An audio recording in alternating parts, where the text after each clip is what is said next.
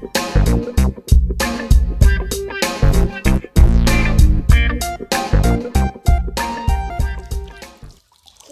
a favor da vida.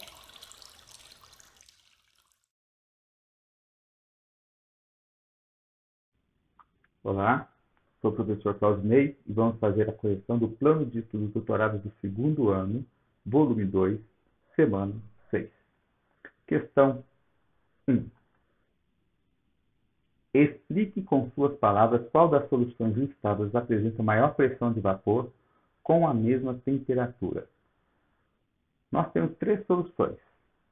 São as três soluções aquosas, uma com 0,01 mol por litro, duas, e uma com 0,1 mol por litro, e cada um com o seu soluto. É importante destacar nessa questão que ela fala sobre a tonoscopia, sobre a pressão máxima de vapor. Quando nós temos um soluto, um solvente puro, nós temos uma pressão máxima de vapor. No caso do exercício, uma solução aquosa, uma solução com água. Então, se nós temos água pura, nós temos aqui uma maior pressão de vapor, certo? E quando adicionamos um soluto não volátil, no caso aqui, a sacarose, ou o cloreto de cálcio, ou o hidróxido de potássio, nós diminuímos a pressão máxima de vapor desse solvente.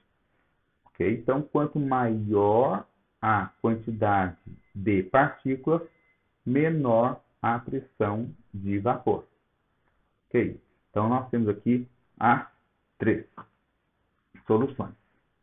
A primeira solução, ela trata do seguinte, da solução de hidróxido de potássio, KOH. Se eu adiciono água a esse hidróxido, se eu adiciono esse hidróxido de sódio à água, a 1 litro d'água, 0,01 mol, eu vou ter ali a formação de íons, porque eu estou falando de um composto iônico, de uma base, íons potássio e íons hidroxila.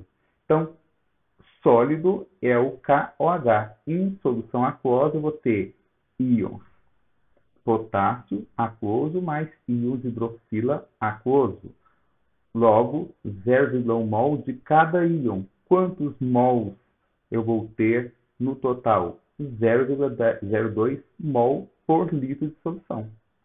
Na segunda solução, eu tenho o cloreto de cálcio, CaCl2. 0,01 mol de cloreto de cálcio. Ele é sólido. Quando adicionado à água, ele vai formar uma solução de água com o cloreto de cálcio. O cloreto de cálcio, composto iônico, vai sofrer a dissociação, formando íons cálcio, Ca2+, e íons cloreto, Cl-. A fórmula tem um cálcio e 2 cloros. Logo, vou formar um íon cálcio e 2 íons cloreto, 0,01 mol de cada um. No total, eu vou ter de partículas na solução 0,03 mol em 1 litro d'água. Então, eu tenho ali em 1 litro de solução 0,03 mol por litro. A terceira solução, solução de sacarose. A sacarose, quando adicionada à água, ela se dissolve, mas ela não é um composto iônico e ela é um composto molecular que não se ioniza. Então, essa sacarose sólida vai estar na mesma quantidade, só que dissolvido, aquoso. Ok? Então, 0,01 mol por litro de solução. E a solução que vai apresentar maior pressão de vapor é aquela solução que contém menor concentração de partículas em solução. Então, entre as três, 0,02, 0,3 e 0,1, a solução 1 é a que possui menor quantidade de partículas. Ok? Que 0,1 é 5 vezes mais do que 0,02. E 0,3 é mais do que 0,02. Ok? Então, resposta da questão 1, soluto 1. Ok? Porque ele apresenta menor quantidade de soluto. Ok? Questão 2. As propriedades coligativas das soluções dependem da pressão máxima de vapor do líquido? Não. As propriedades coligativas são calculadas a partir do soluto e do solvente. Da natureza das partículas dispersas na solução? Também não.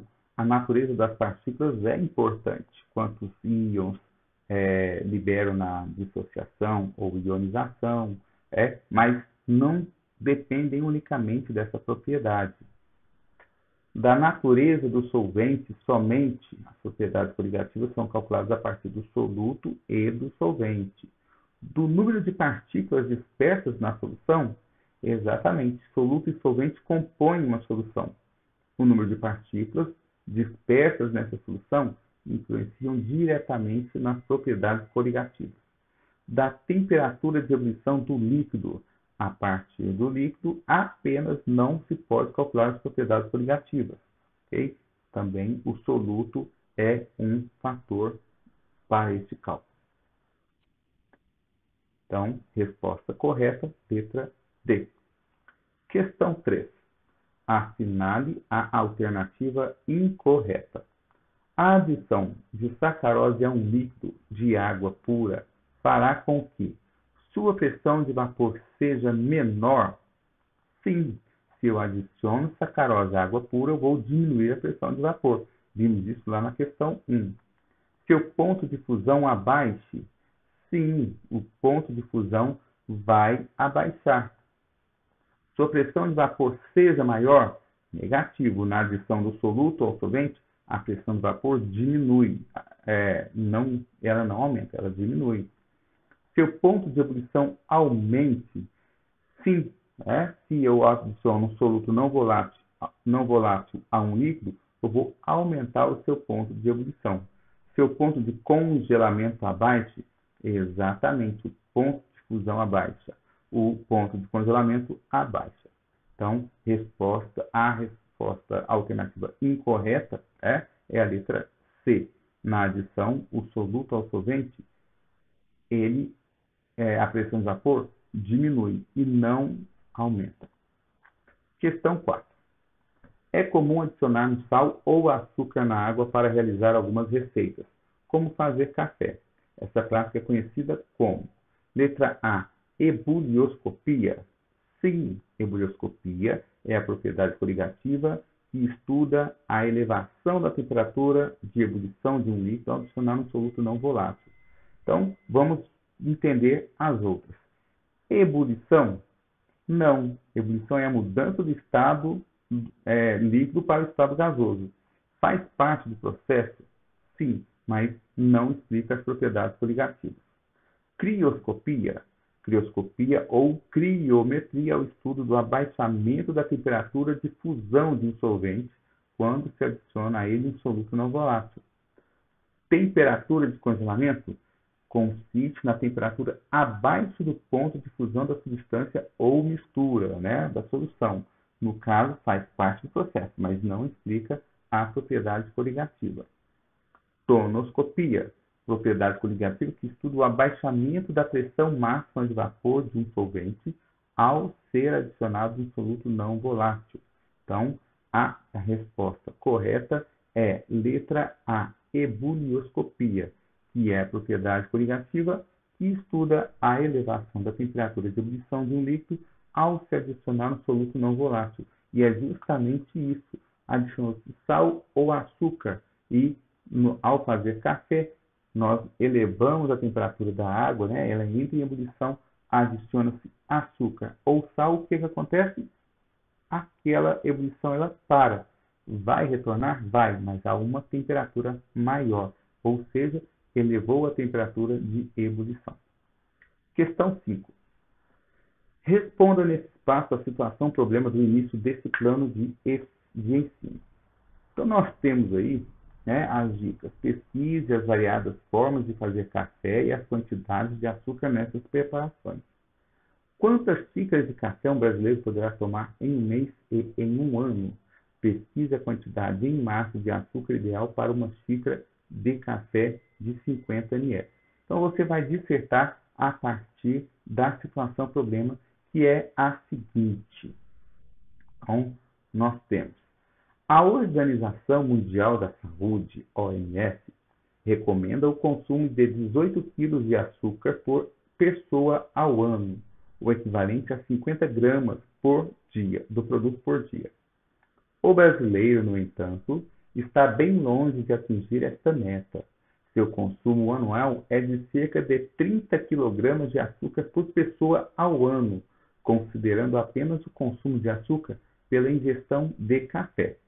Uma forma para que o brasileiro siga as orientações da Organização Mundial da Saúde seria reduzir a concentração de açúcar no café, considerando uma solução de café com 50 ml por xícara. Qual a quantidade de concentração comum ideal? Aí eu refaço a pergunta.